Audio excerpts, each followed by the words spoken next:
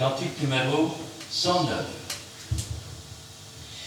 Il est un homme dans la gloire, c'est Jésus de Nazareth.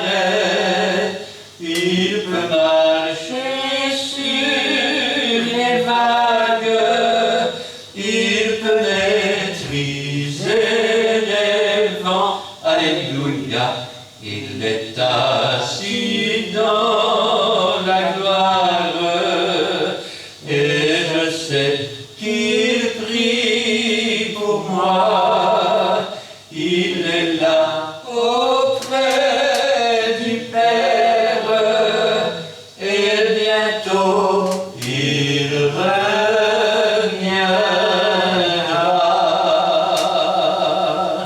Amen. Amen. On va continuer avec le 98.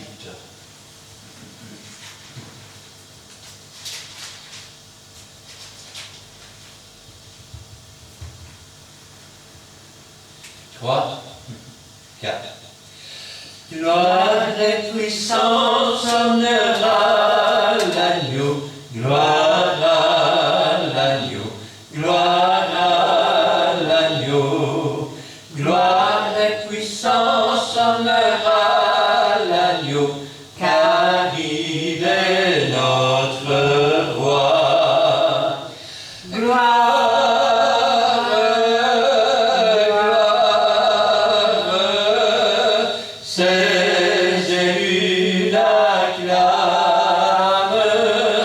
Gloire, gloire, gloire à l'agneau. Amen. Amen. Et enfin le 186.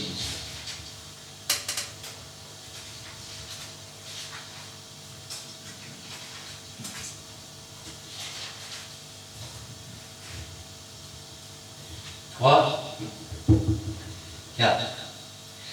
Ma joie est immense, car j'ai l'assurance que mes péchés sont pardonnés. Car Jésus qui m'aime a brisé mes chaînes, mon cœur est transformé. Il m'a donné sa présence, sa paix, sa puissance. N'est-il pas merveilleux? Ma joie est immense, tous les jours je chante, Jésus me rend heureux. Amen. Amen. Cet après-midi donc, j'aimerais prendre avec vous la parole de Dieu dans l'évangile de Luc, chapitre 6, versets 12 à 19. Et je vais demander à mon ami et pasteur Édouard de remettre la parole du Seigneur entre ses mains, et Gina nous fera la lecture. Béni soit Dieu Tout-Puissant, l'Éternel des armées, nous laissons ces beaux rois être saints dans ta présence. Nous avons écouté. Père, donne-nous l'esprit de sagesse, Père, Seigneur, et l'intelligence pour comprendre les cités éternelles. Ouvre-nous sur tous les hommes spirituels et nous pouvons entendre ce que tu veux nous dire. Sois élevé, sois sanctifié, Père, Seigneur. Pour cet après-midi, Père, nous voulons que tu sois alpha et oméga, le début et la fin de notre équipe dominicale. Nous laissons dans les pieds de ta main éternelle, Dieu, celui qui était associé comme instrument par laquelle les bénédictions vont tomber pour ta parole. Nous sanctifions, Père, Seigneur. Merci aussi, Père, Seigneur, de bénir toute famille de priorité. Dans les noms précieux de notre Seigneur Jésus-Christ, nous avons aussi élevé cette prière. Amen. Nous lisons la parole de Dieu dans le livre de Luc, chapitre 6, versets 12 à 19. En ce temps-là, Jésus se rendit sur la montagne pour prier, et il passa toute la nuit à prier Dieu. Quand le jour parut, il appela ses disciples, et il en choisit 12, auxquels il donna le nom d'apôtres: Simon, qu'il nomma Pierre, André son frère, Jacques, Jean, Philippe, Barthélemy, Matthieu, Thomas, Jacques, fils d'Alphée, Simon, appelé le Zélote, Jude, fils de Jacques, et Judas Iscariote qui devint traître. Il descendit avec eux et s'arrêta sur un plateau où se trouvait une foule de ses disciples et une multitude de peuple de toute la Judée, de Jérusalem et de la contrée maritime de Tyr et de Sidon. Ils étaient venus pour l'entendre et pour être guéris de leur maladie. Ceux qui étaient tourmentés par des esprits impurs étaient guéris, et toute la foule cherchait à le toucher, parce qu'une force sortait de lui et les guérissait tous. Amen. Amen.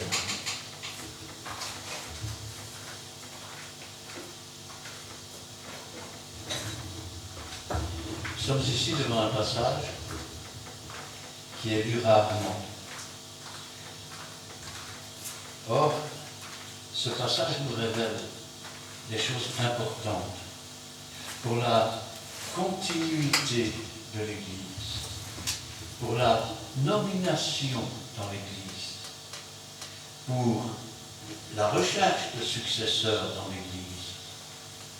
Parce que ces versets, ces passages, en réalité, ne sont pas connus comme ils devraient être connus. Beaucoup d'églises aujourd'hui sont dans une impasse. Et elles sont dans une impasse parce que ce qui aurait dû être leur successeur est en fait leur Judas, leur traître, qui ne désire qu'une chose, c'est supplanter le pasteur, le jeter dehors et prendre sa place. Alors, il y en a d'autres qui, au contraire, sont censés entrer dans le ministère. Alors, toi, tu as une tête qui me plaît bien. Tu vas faire évangéliste. Ah, toi, tu as une tête qui me plaît bien. Je vais te nommer diacre. Ah, toi, tu as une tête qui me plaît bien. Je vais te nommer ancien. En réalité, ce n'est pas comme ça que ça marche. Parce que quand Dieu donne un ministère, et que Jésus reçoit le ministère pour la personne, il est évident que Dieu donne les outils nécessaires à l'accomplissement de ce ministère. Or, aujourd'hui, qu'est-ce que nous voyons? Nous voyons des usurpateurs. Nous voyons des brocanteurs de l'évangile, comme dirait mon frère Edo, et des maquignons, comme je dis moi. C'est-à-dire des gens qui sont à des postes où ils ne devraient pas être. Mais pourquoi une chose pareille peut arriver? Alors, ce passage répond à la question. Regardez bien. En ce temps-là, quel temps? Si nous regardons les quelques versets avant, nous voyons que dans l'Église, il y avait un homme qui avait une main sèche. Il ressemble à beaucoup d'églises aujourd'hui. Des églises avec des plans secs, des églises sans eau, des églises où on ne peut rien saisir parce que la main est sèche, parce qu'elle est fatiguée. Mais quand Jésus a rencontré cet homme, il lui a dit « avance ta main ». Et quand il l'a avancé, Jésus l'a guéri. Et cela a mis en colère tous les gens religieux. Vous vous rendez compte? Dans une église sec, avec un plan sec, avec une doctrine sec, un homme qui n'a plus la main sèche, mais les gens se rendent compte que quelque part, il y a autre chose que ce qui est dit ou ce qui est fait. Alors en ce temps-là, Jésus se rendit sur la montagne pour prier. Je voudrais que vous compreniez. On ne parle pas ici d'un petit pasteur, on ne parle pas ici d'un ancien, on ne parle pas d'un diacre, on parle du roi des rois, du Seigneur du Seigneur. Amen. On parle de celui qui a dit « Je suis la résurrection et la vie ». On parle de la parole faite chair. Et qu'est-ce qu'elle fait? Elle monte sur la montagne pour prier. Il y a un beau cantique qui dit « Je veux monter sur la montagne, c'est là que l'on rencontre Dieu ». Il n'a pas dit « Il est monté sur une montagne ». Il y a des tas de gens qui montent sur des tas de montagnes. Il y a des gens qui montent sur la montagne de la superstition. Il y a des gens qui montent sur la montagne de l'astrologie. Il y a des gens qui montent sur la montagne de l'incroyance ou de la rébellion, sur la montagne boueuse du péché. Mais Jésus monte sur la montagne. Pas n'importe quelle montagne. Il monte sur la montagne. Et là, qu'est-ce qu'il fait? Lui qui a dit devant le tombeau de Lazare, pour moi je sais que tu m'exauces toujours, il prie. Il va prier. Il va prier jusqu'à ce que... Oh, je ne comprends pas, frère. Quand tu pries et que la suite pour toi est encore inconnue, c'est comme si tu priais dans la nuit. Tu pries sans savoir quelle sera la réponse. Tu pries sans savoir qui va pouvoir te succéder. Tu pries sans savoir qui va reprendre le manteau du pasteur, le manteau de l'ancien, le manteau du prophète, le manteau de l'apôtre. Et Jésus prie. Il va prier comme ça toute la nuit. Tant que la lumière ne se lève pas, tant qu'il n'a pas la réponse, il va prier. Amen. Et la Bible nous dit, il passa toute la nuit à prier Dieu. Quand le jour parut, quand la nuit s'est dissipée, quand le jour parut. Vous savez, dans l'Ancien Testament, nous avons le récit de la création de la terre. Et l'une des explications que l'on peut donner, puisqu'il s'agit de révélation que Moïse a eue, il y eut un soir, il y eut un matin. Il y eut un temps d'ignorance, et puis au matin, le second jour, il y a un temps de connaissance, où Dieu fait connaître. Il y a eu cette nuit où Jésus a prié, et a prié toute la nuit. Et quand le jour s'est fait connaître, quand les ténèbres se sont dissipées de sur qui et quoi, c'est alors que, quand le jour parut, il appela ses disciples. Il appela ses disciples. Il ne les a pas appelés au hasard. Il n'a pas dit, tiens, celui-là me plaît bien, celui-là me plaît bien. Jésus avait énormément de disciples. Mais quand la lumière s'est faite sur ceux qu'il devait choisir, il en a choisi 12. Et vous me direz, mais ouais, la lumière s'est faite, n'empêche qu'il a été choisi à démon. Et c'est la Bible qui le dit, puisque Jésus dit, c'est moi qui vous ai choisi, pourtant l'un de vous est un démon. Nous savons aussi qu'il volait ce qu'on mettait dans la bourse. Et pourtant, Dieu a choisi ce traître, ce tricheur. Parce que toute chose concourt au bien de ceux qui aiment Dieu. Et par ce tricheur, la parole qui avait été annoncée dans l'Ancien Testament s'est accomplie. Celui qui a mangé mon pain a tourné le talon contre moi. Ils ont acheté le chant du potier. Quand je pense à ça, je dis, Seigneur, tous tes disciples ont été choisis. Ils n'ont pas été choisis vraiment par Jésus. Jésus a prié Dieu pour savoir qui il devait choisir. Ils ont été choisis par Dieu lui-même. Vous savez, c'est Jésus qui donne les ministères. Mais nous avons un avocat auprès du Père. Et il prie Dieu pour susciter des ouvriers dans la moisson. Et c'est Dieu qui dit un tel et un tel. Il reçoit de Dieu et ensuite il donne les ministères. Je vais le dire autrement. Aujourd'hui, il y a des gens qui ont des ministères et pourtant n'ont même pas le Saint-Esprit. Ils ont des ministères parce qu'ils vont dans une église et qu'un pasteur et un copain du pasteur ont signé un papier pour dire que c'était quelqu'un de bien.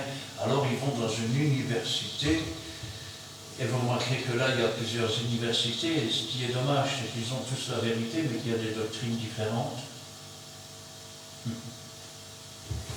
Et puis comme les disciples sont restés 3 ans et demi avec Jésus, on fait 3 ans d'études. Sauf que je voudrais quand même rappeler que les disciples que Jésus a choisis, quand ils vont se trouver devant Gamaliel, et que Gamaliel va dire « courons pas le risque d'avoir combattu contre Dieu. Si cette œuvre vient de Dieu, elle subsistera. Si elle ne vient pas de Dieu, elle s'effacera toute seule. » Gamaliel était un docteur de la loi. Et devant eux, on reconnaissait ces apôtres comme des gens qui n'avaient pas d'instruction, comme des gens qui n'avaient été dans aucune université biblique, dans aucun cours de théologie ou quoi que ce soit. Qu'est-ce que tu veux dire, frère? Je veux dire que Dieu prend souvent les choses faibles pour confondre les forts. Amen. Les choses, je vais dire, humbles. Souvent, les riches n'ont besoin de rien. Ils ne savent pas qu'ils sont nus et misérables. Alors, quand je pense à ça, je dis, Seigneur, quand le jour s'est fait, il va choisir ses disciples. Et regardez ce qu'il nous est dit. Simon, qu'il nomma Pierre, André, son frère, Jacques, Jean, Philippe, Barthélemy, Matthieu, Thomas, Jacques, fils d'Alphée, Simon, appelé le Zélote, Jude, fils de Jacques, et Judas Iscariote qui devint traître. Certaines personnes ont dit, vous savez, mais on ne comprend pas pourquoi il a choisi les disciples. Alors, j'ai noté ici, mais dans Matthieu 10, à partir du verset 1, il nous est marqué qu'il leur a donné le pouvoir de chasser des esprits méchants, de guérir les maladies, les infirmités. Dans Marc chapitre 3, le verset 14, on nous dit qu'il les a nommés pour pouvoir les avoir avec lui. Alors,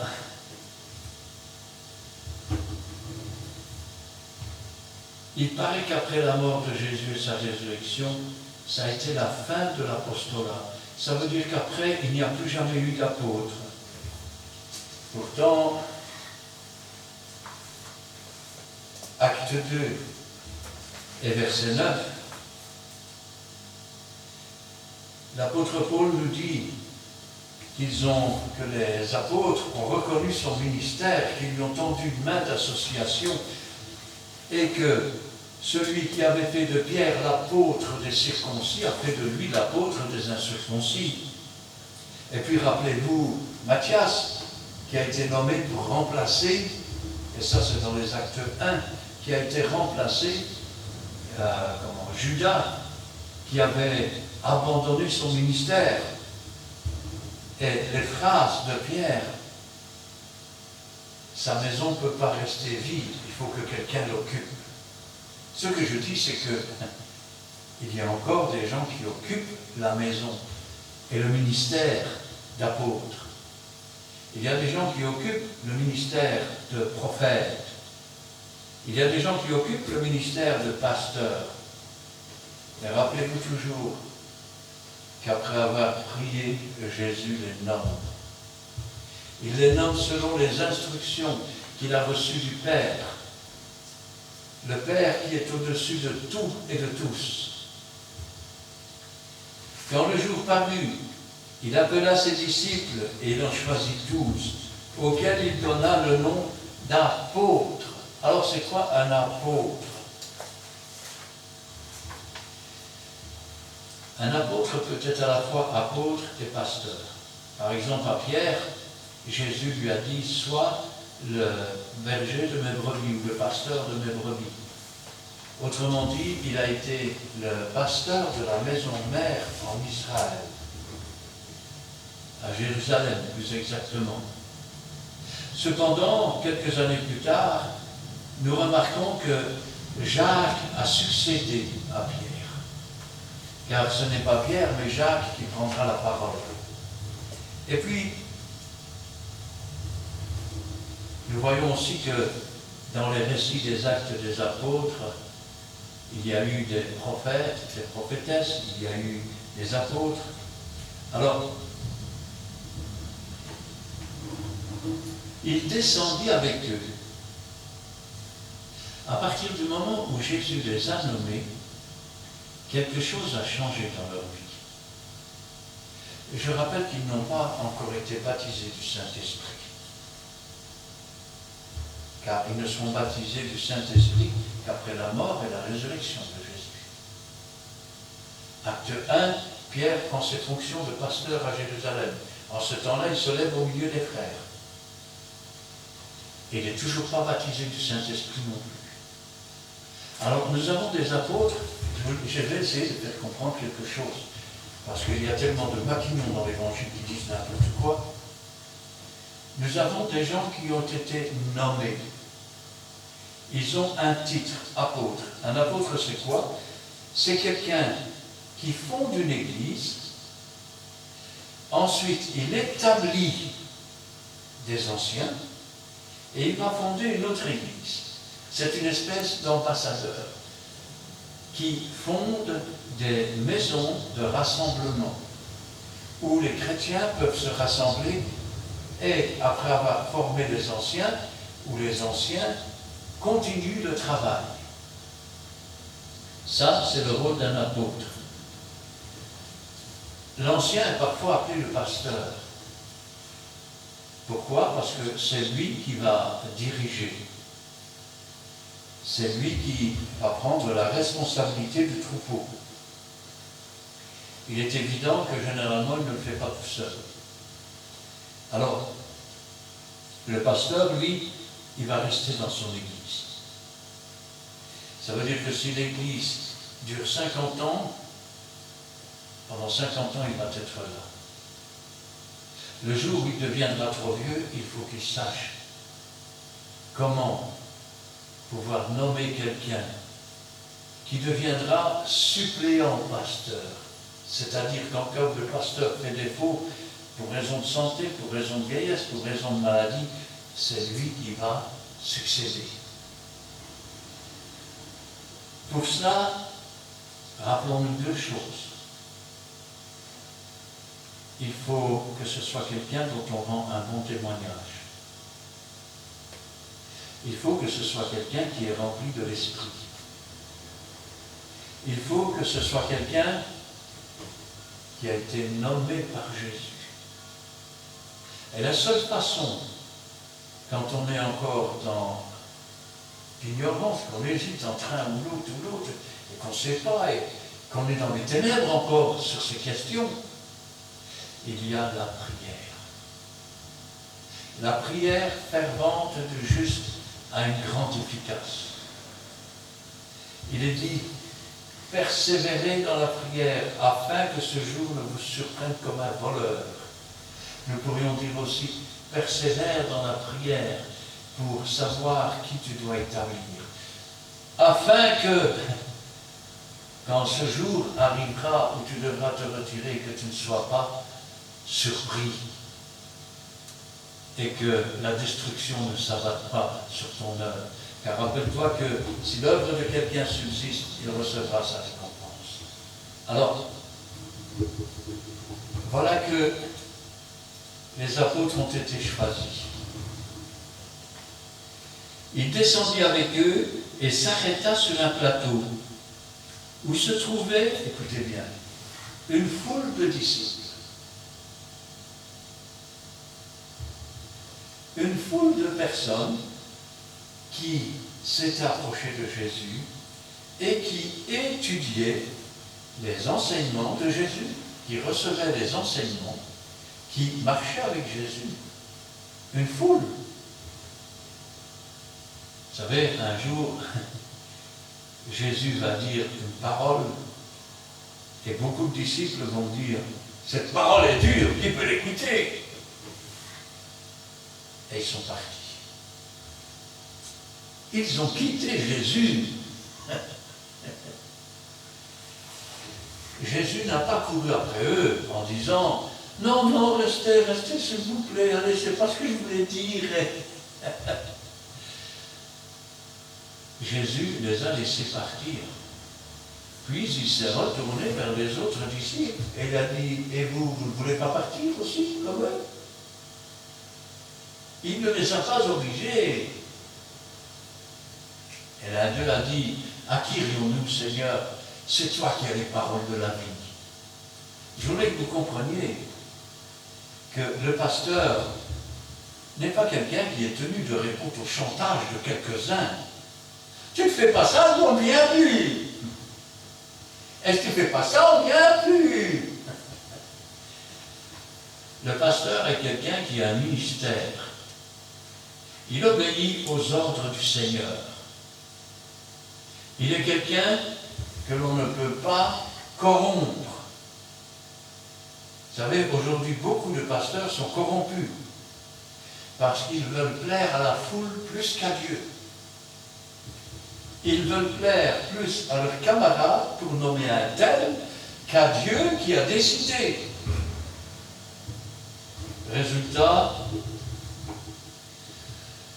on se retrouve à la fin avec des églises qui ne sont même plus des églises, ce sont des synagogues de Satan. Alors, il y avait un grand nombre de disciples, mais seuls 12 ont été choisis. Seuls 12. De même que pour recevoir le Saint-Esprit, la Bible nous dit qu'il y a beaucoup d'appelés, il y a peu d'élus. Alors, dans certaines églises, on vous dit « Oh, mais le frère, il a prophétisé, donc il est baptisé du Saint-Esprit. » Oh, mais le diacre, il a prêché avec l'Esprit de Dieu. Il est baptisé du Saint-Esprit. Oh, le frère, il a imposé les mains, et le frère ou la sœur sont guéris, donc ils sont baptisés du Saint-Esprit. C'est faux et c'est faux. Les apôtres ont reçu leur ministère. C'est le plus haut ministère dans l'Église, celui d'apôtre. Et pourtant, ils ne sont pas baptisés du Saint-Esprit. Jésus va les envoyer pour chasser les démons, pour guérir les malades, pour relever les infirmes. Et pourtant, ils ne sont pas baptisés du Saint-Esprit. Un jour, un pasteur m'a dit, oui, mais Jésus était avec eux. Hein? Acte 1, Jésus est mort, il est parti au ciel. Ils n'ont pas encore été baptisés du Saint-Esprit. Et Pierre et les autres nomment un apôtre. Et Pierre tient l'Église. Il persévère dans la prière, dans l'oraison. Ils ont reçu un ministère et ils occupent ce ministère. Je veux dire par là que ce n'est pas parce qu'on manifeste un don du Saint-Esprit qu'on est baptisé du Saint-Esprit. Ce n'est pas parce qu'on reçoit un ministère de Jésus avec les outils qui vont avec que l'on est baptisé du Saint-Esprit. On est baptisé du Saint-Esprit quand le Saint-Esprit vient par le feu brûler le reste de nos péchés, qu'il s'installe dans notre corps comme temple, comme habitation de Dieu en esprit. Et vous dites, je ne comprends pas. Quel est le signe alors du baptême du Saint-Esprit? Chez nous, on nous a dit que quand tu parles en langue, tu es baptisé du Saint-Esprit. Et moi, je vous dis que tu peux parler en langue sans être baptisé du Saint-Esprit. Quel est le signe? Quand allez-vous lire votre Bible? Pierre dit, c'est ici ce que Joël a dit, dans les derniers temps, dit Dieu, je répandrai de mon esprit sur toute chair. Et écoutez bien, voilà les signes. Vos fils et vos filles prophétiseront, vos jeunes gens auront des visions, vos vieillards auront des songes. Oui, même sur les serviteurs et les servantes, je répandrai de mon esprit, et ils prophétiseront. Alors, nous voilà avec un futur successeur. Ils sont 12. Ça veut dire que quand Jésus va monter au ciel, ils sont censés prendre la place du Seigneur. Et vous direz, prendre la place, qui c'est qui va prendre la place de Jésus? Jésus a dit, vous ferez les choses que j'ai faites, vous en ferez de plus grandes. Celui qui donnera un verre d'eau à l'un des plus petits des miens, c'est à moi qu'il l'a fait. Ce qui veut dire que vous êtes un représentant de Jésus. Vous ne devez pas vous glorifier comme beaucoup d'hommes se glorifient aujourd'hui. Mais moi je suis ceci, mais moi je suis cela. Tu n'es rien, tu n'es qu'un misérable pécheur qui a été racheté par le sang de Jésus et par son sacrifice. Tu as reçu un ministère, tu as reçu des dons. Qu'as-tu que tu n'as reçu? Si Dieu se retire une seconde, tu n'es plus rien. Quel que soit le ministère que nous occupons, nous sommes tous frères et sœurs. Est-ce que ça veut dire qu'il ne faut pas rechercher les dons les meilleurs? Quel est le don le meilleur, Seigneur? C'est celui que tu as préparé pour moi dès avant la fondation du monde. Recherche le meilleur ministère. Quel est le meilleur ministère? C'est celui que tu as préparé pour moi. Il descendit avec eux et s'arrêta sur un plateau où se trouvait une foule de disciples. Une foule de disciples.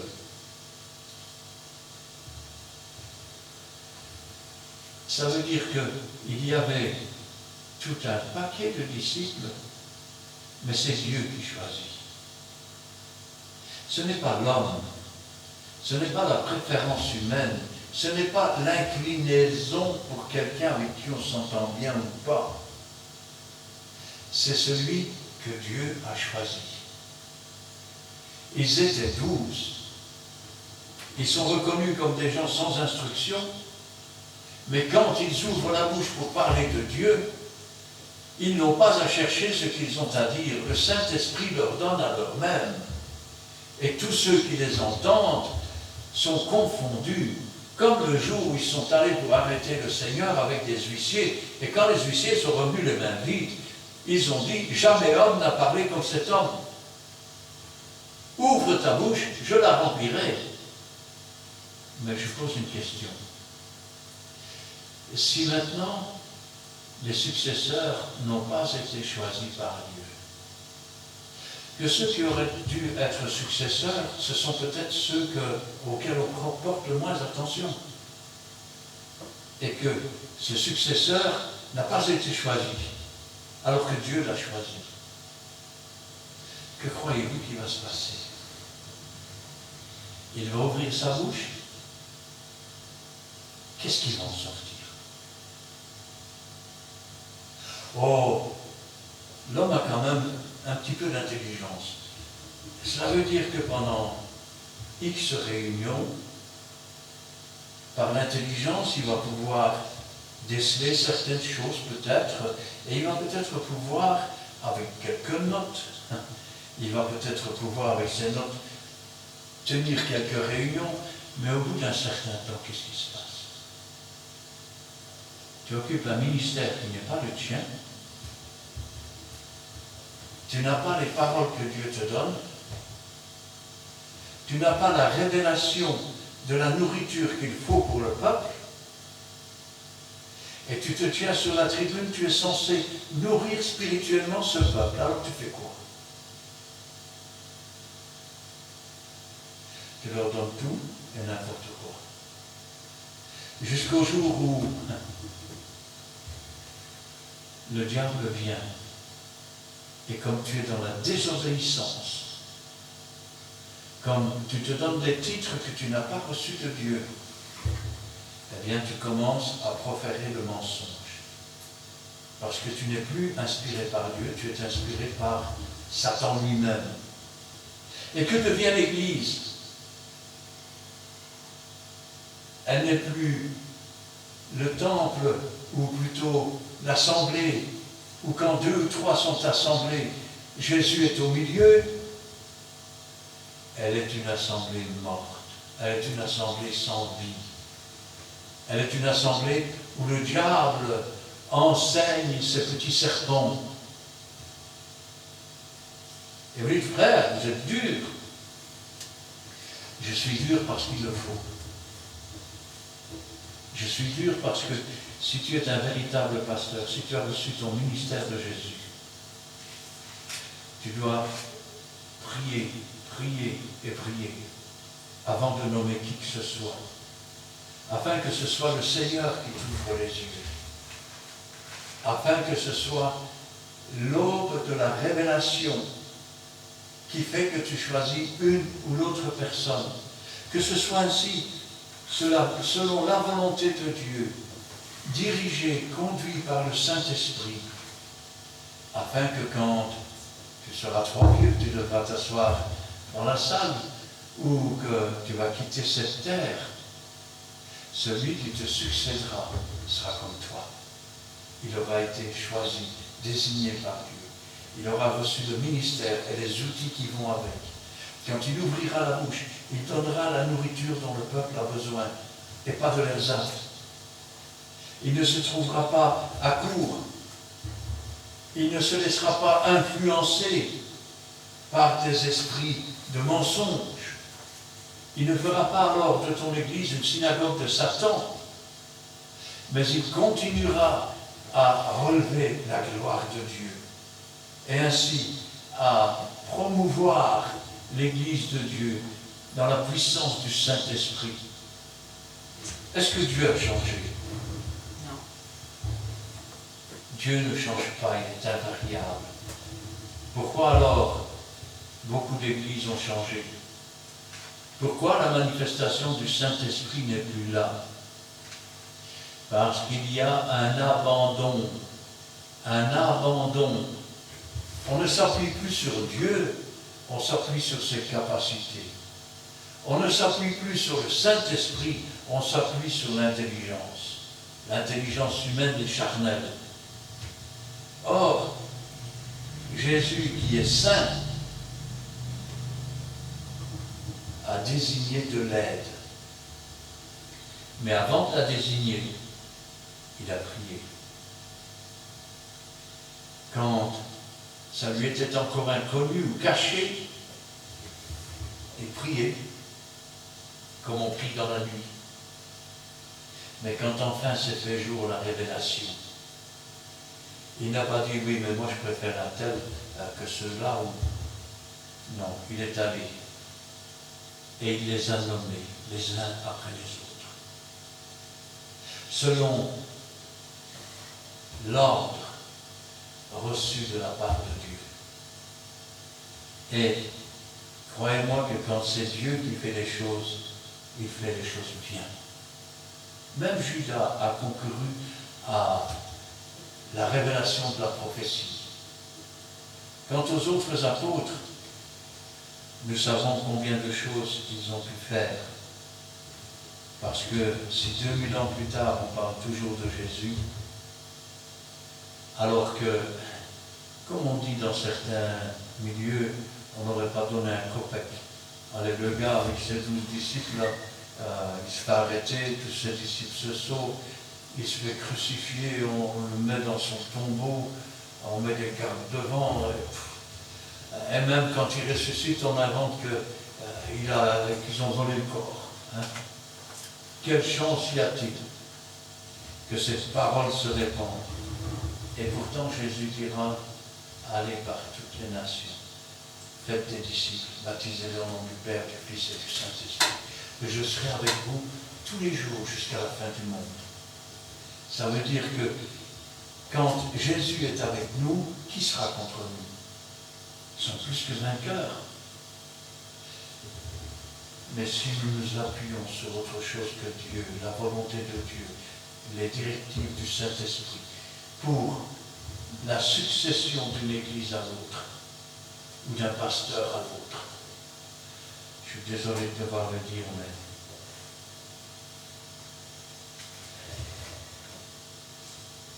Jésus disait, trouverai-je encore la foi lorsque je reviendrai? Je suis content qu'il n'ait pas donné la réponse. Parce qu'alors, c'est à nous de la donner. Nous pouvons dire, oh Seigneur, qu'est-ce que je veux là? Ou alors nous pouvons dire, oui Seigneur, tu trouveras la foi chez nous. C'est vrai Seigneur que je commence à avoir de l'âge. C'est vrai Seigneur que je commence à fatiguer. Eh bien, je vais m'agenouiller Seigneur. Et je vais te prier. Et s'il faut, je prierai tous les jours, tous les jours, tous les jours, jusqu'à ce que se fasse jour la révélation de ta décision. Et que comme ça, Seigneur, je ne me trompe pas. Et que notre Église reste propre, reste sainte, purifiée, sanctifiée par l'Esprit de Dieu, par la parole de Dieu, par la présence de Jésus, par la puissance de Dieu. Et qu'au jour de la résurrection, tous ceux qui seront venus dans l'Église, on puisse les retrouver dans le ciel. Tous ceux qui se sont vraiment donnés à Dieu. Quand je pense à cela, Seigneur, je dis, beaucoup d'églises aujourd'hui disent, nous sommes riches, nous n'avons besoin de rien. Et quand ce riche s'est retrouvé dans le séjour des morts, il disait, va dire à mes frères, parce que j'ai 5 frères, pour qu'ils ne viennent pas ici, car une flamme cruelle me tourmente. Il sera trop tard à ce moment-là. Aujourd'hui est le jour du salut. Cherchez l'Éternel pendant qu'il se trouve, invoquez-le tandis qu'il est prêt. Que le méchant abandonne sa voie, qu'il retourne à l'Éternel, à notre Dieu, qu'il ne se lasse pas de pardonner. Jésus a montré l'exemple. Il a prié toute la nuit. Aussi longtemps que le jour n'a pas paru, il a prié. De même, si vous êtes âgé de cette façon et que vous pensez à vous retirer, priez Dieu tous les jours, priez Dieu tous les jours, priez Dieu tous les jours, jusqu'à ce que se fasse jour la volonté de Dieu. Et qu'ainsi, vous ne passiez pas à côté. Oubliez celui que vous aimez bien. Oubliez celui avec qui vous vous entendez bien. C'est la volonté de Dieu qui prime. L'homme regarde à l'apparence, mais Dieu regarde à ce qu'il y a dans le cœur. Et si tu as des bonnes choses dans ton cœur, alors tu tires des bonnes choses. Mais si tu as de mauvaises choses, tu tires de mauvaises choses. Et si ton choix n'est pas guidé par Dieu, celui qui va prendre ta place, tu ne sais pas ce qu'il a dans le cœur. Il n'y a que Dieu qui le sait. Et c'est pour cela que tu as besoin de la révélation du Saint-Esprit qui va intercéder. Et Jésus lui-même va intercéder pour toi, pour que tu sois dirigé dans la bonne voie, pour que tu choisisses le successeur qui te convient, ou plutôt qui convient à Dieu. Et ainsi ton Église pourra continuer à prospérer.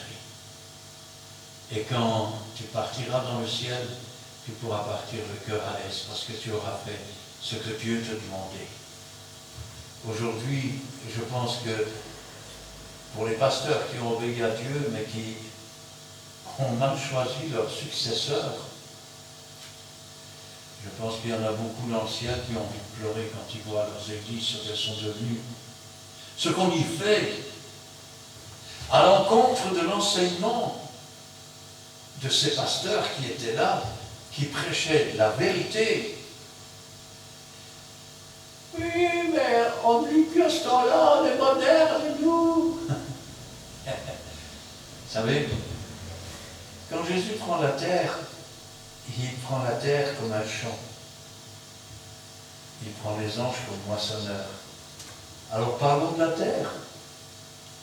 Les anciens cultivaient la terre, ils la divisaient en 7 parties, tel que la Bible le dit. Ainsi donc, tous les 7 ans, il y avait une parcelle qui se reposait. Oh, maintenant on est à la mode maintenant. Hein. Oh, on va se mettre des gros tracteurs, et on va cultiver au travers de tout, on va abattre, on va abattre tout, pour avoir un grand champ. Aujourd'hui, il ne pousse plus rien. Aujourd'hui, c'est des déserts, c'est des inondations, c'est de la boue, c'est... Ah, c'est vrai. On n'a pas fait comme les anciens, on était plus intelligents, il fallait être moderne. Dans les églises, c'est pareil. Il faut être moderne aujourd'hui. La modernité, qu'est-ce que ça a apporté? De la dépravation, des adultères, de l'impudicité. Ça a apporté des gens qui vivent comme le monde et qui s'assoient sur des chaises dans une église qui vit comme le monde. Ça a apporté des Jézabel, ça a apporté des pasteurs homosexuels, ça a apporté des femmes soi-disant pasteurs et lesbiennes. Ça a apporté toutes sortes de choses. Que si vos anciens pasteurs entraient aujourd'hui dans l'église, vous seriez tous honteux.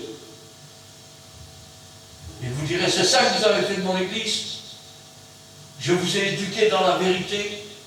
Qu'est-ce que c'est que ça? Et ça, c'est quoi? Et ça, c'est quoi? Et vous seriez dans la honte. Et vous le savez bien en plus. Mais vous le faites quand même. Alors quand je pense à ça, je dis, Seigneur, que ceux qui appartiennent au Seigneur entendent les paroles d'aujourd'hui. Qu'ils puissent vraiment agir comme le Seigneur le demande. Parce que c'est la seule façon de rétablir le culte dans une église. C'est la seule façon de revoir la présence du Seigneur dans l'église. C'est la seule façon de voir les prodiges et les miracles revenir dans une église. Regardez ce qui est marqué ici. Il descendit avec eux, s'arrêta sur le plateau où se trouvait une foule de disciples et une multitude de peuples de toute la Judée, de Jérusalem, de la contrée maritime, de Tyr, de Sidon. Ils étaient venus pour entendre et pour être guéris de leur maladie. Ceux qui étaient tourmentés par des esprits impurs étaient guéris. Dans certaines églises aujourd'hui, les démons s'installent dans l'église. Ils sont bien, ils ne sont même pas tourmentés. Pourtant, n'avez-vous jamais vu que les injustes ne résistent pas dans la maison des justes? Ils ne résistent pas. Et toute la foule cherchait à le toucher, parce qu'une force sortait de lui et les guérissait tous. Il y a un beau cantique qui dit « La force est en Christ, la force est en Christ ». Il n'est pas dans ta volonté. Il n'est pas dans tes amitiés. La force est en Jésus-Christ. Parole de Dieu. Il est dans l'Esprit de Dieu. Il est dans la volonté de Dieu. C'est là que se trouve la force. Si tu t'écartes de cette force, tu n'es plus rien. Tu n'es plus que, même pas une fourmi, parce que la fourmi est encore forte. Tu n'es plus qu'une larve. Et une larve qui ressemble de plus en plus à un serpent, un petit serpent. Quand tu t'approches de Jésus, tu ressembles de plus en plus à un ange. Pourquoi? Parce que le mot ange signifie messager. Tu apportes alors un message. Celui qui mange le pain et qui boit la coupe du Seigneur, celui qui mange sa chair et qui boit son sang, a la vie en lui-même. Et il annonce la parole de Dieu, du début de sa conversion jusqu'au jour où le Seigneur le prend avec lui. Quand je pense à cela, je dis Seigneur, dans cette église, quand il y avait un possédé, l'esprit était chassé et le possédé était guéri. Quand il y avait un malade, il était guéri. Quand il y avait un estropié, il était guéri. Aujourd'hui, quand il y a un estropié dans l'église, on s'arrange pour qu'il ne vienne pas. Parce que comment dire que Jésus guérit si tu restes estropié toute ta vie? Comment dire que Jésus guérit quand dans l'église il y a 4 ou 5 personnes, certains sont opprimés par des esprits méchants, d'autres sont possédés d'esprits méchants. Il y en a même qui font de la magie. Il y en a d'autres qui consultent les devins, les horoscopes. Mais nous, on est à la mode. N'as-tu pas lu que les gens qui pratiquent ça n'entreront pas dans le royaume des cieux? Quand je pense à cela, je me dis, Seigneur, je ne peux pas dire comme Élie, je suis resté moi seul pour te servir. C'est ce qu'il pensait vraiment. Parce qu'après avoir vu tous ces prophètes, de faux prophètes et compagnie, d'Astarté, de Baal, il pensait se rester tout seul. Il a dit, je suis resté moi seul pour te servir. Et Dieu lui a dit, non, tu n'es pas tout seul. Il y a encore des gens qui n'ont pas fléchi les genoux. Il y a encore des gens qui sont restés debout devant Dieu. Il y a encore des gens qui vivent et qui travaillent pour Dieu. C'est surtout à ceux-là que je m'adresse pour leur dire, n'oubliez pas, chercher dans la prière la volonté de Dieu. Et pour les autres, repentez-vous, changez de vie avant qu'il soit trop tard. Parce qu'une fois qu'il sera trop tard, vous aurez beau pleurer, vous aurez beau hurler, vous aurez beau faire tout ce que vous voulez, ce sera fini. Amen. Amen. Nous allons prier. Éternel, notre Dieu, notre Père, nous te louons, nous te rendons grâce. Béni sois-tu et gloire à toi. Cet après-midi, Seigneur, tu nous rappelles que c'est toi qui donnes les ministères, Seigneur. Mais que ces ministères, tu les as reçus après avoir prié Dieu. Et que même toi, Seigneur, tu devais te soumettre à ceux que Dieu avait choisis. De même, Seigneur, nous devons nous soumettre à ceux que tu nous donnes. Parce que sans cela, Seigneur, nous n'irons nulle part. Et nos plus belles œuvres ne serviront plus à rien. Elles ne sont plus qu'un linge souillé devant toi. C'est pourquoi, Seigneur, je te prie pour tous les pasteurs qui sont restés droits devant toi, Seigneur, afin que tu leur donnes la force de prier, pour que le moment venu, Seigneur, leur Église puisse continuer à exister. Et je te prie, Seigneur, pour tous ceux qui n'ont pas choisi selon ton esprit, selon ta volonté, afin, Seigneur, que tu écartes tous ces voleurs, tous ces maquignons, que tu écartes et que tu écrases, Seigneur, tous ces gens qui ont volé ton peuple, qui l'ont détourné de toi, Seigneur, et qui se sont fait une forme de veau d'or, pendant que toi tu es monté au ciel. Car le jour viendra, Seigneur, tu descendras du ciel. Et ce jour-là, Seigneur, tu emmèneras tes enfants avec toi. Mais tu briseras la loi, car il n'y aura plus de loi pour eux. Ils ont définitivement désobéi. C'est pourquoi, Seigneur, nous te remercions pour ton amour, ta miséricorde, Seigneur. Je n'ai pas d'ordre à te donner, Seigneur, mais interviens pour qu'ils se repentent, pour qu'ils changent de vie, avant qu'il ne soit trop tard.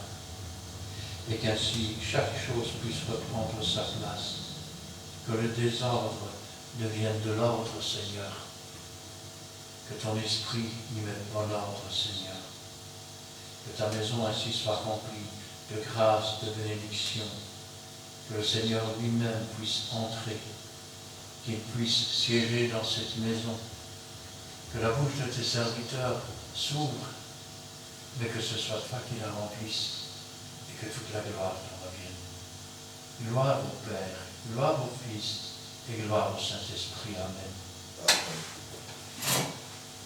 Merci Seigneur pour ta parole. Merci pour ce moment que nous avons de tes documents. Nous te bénissons, nous te sanctifions. Bénis, merci Seigneur qui t'a choisi. Fortifie que tes enfants que la prochaine fois, nous pouvons encore entendre et supérieur ta parole. Glorifions ton nom pour le Seigneur, parce que nous apprécions. Monde te dire merci parce que c'est toi qui donnes le ministère. Merci de nous avoir aussi. Je t'ai dit en votre Seigneur, la parole est vraie. C'est toi qui nous as appelés. Nous sommes élus. Il y a beaucoup d'appels, mais peu d'élus. C'est pour ça que nous te glorifions en ce moment. Et nous voulons te rendre grâce. Nous voulons te dire merci, éternel Dieu, dans tous les plans spirituels. Et jusqu'ici, Père Seigneur, tu es là assis à droite et Père pour interpréter pour le tien. Ce jour-là, dans la prière sur ces glossages, tu as dit, tu n'as pas perdu aucun des brebis que l'éternel Dieu t'a donné. Et nous aussi, Père Seigneur, ne pouvons pas te perdre. Tu as dit jusqu'ici, tu seras toujours à nos côtés. Et tu veilleras sur nous, éternel Dieu. Te bénissons, te sanctifions pour ta présence au milieu de nous, synonyme de la paix, ta présence au milieu de nous, synonyme de l'amour, de la joie, et tout le reste éternel et le Saint-Esprit que tu nous donnes. Merci d'avoir béni aussi le service de notre chemin de retour. Et ne manquerons pas de témoigner la joie que tu nous as protégés. Gloire au Père, au Fils et au Saint-Esprit. Amen. Amen. Merci Père éternel pour cet instant béni par ta présence. Merci pour ta parole d'aujourd'hui. Parole qui est vraie, qui inonde sur notre sentier. C'est vrai que Dieu Tout-Puissant, tu es vie et lumière, tu es amour. Et aujourd'hui, tu rappelles ton peuple à l'ordre, car tu es un Dieu d'ordre. Tu nous rappelles que c'est ton Fils bien-aimé Jésus-Christ qui donne le ministère. Que ton Saint-Esprit donne les dons, les meilleurs dons à qui le demande, à tous ceux qui lui obéissent.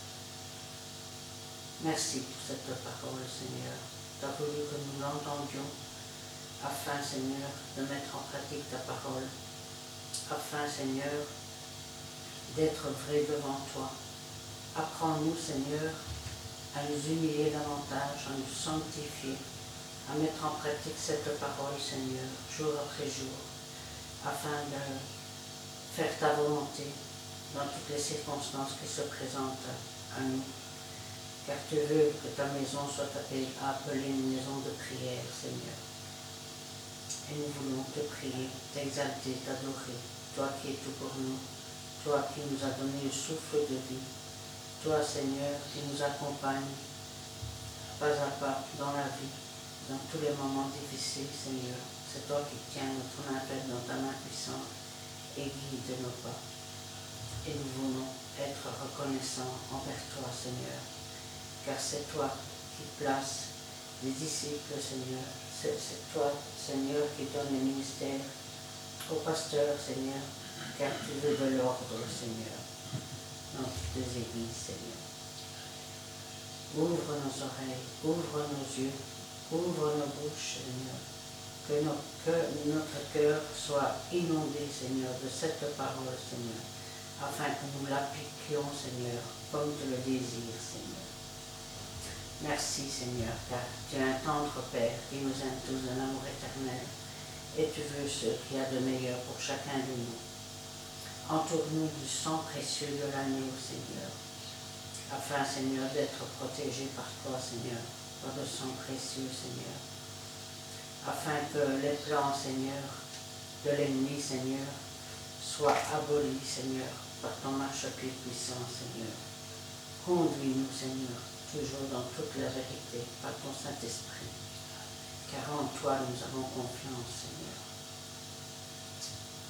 Agis, Seigneur, dans chaque famille représentée ici. Agis pour tes pasteurs présents, Seigneur, tes serviteurs qui te sont fidèles, Seigneur. Fortifie-les, Seigneur, dans leur ministère, Seigneur, et écrase tous les pièges que l'ennemi peut leur tendre, Seigneur, au nom puissant de Jésus-Christ. Merci, Seigneur, pour tout. Gloire, honneur, puissance soit rendue dans les siècles des siècles. Amen. Amen.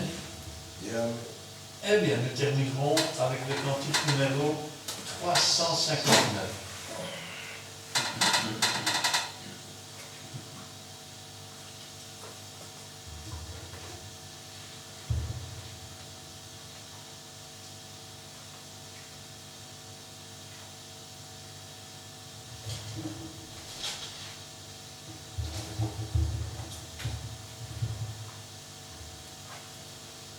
Trois, quatre. En mon cœur j'ai choisi de suivre Jésus-Christ.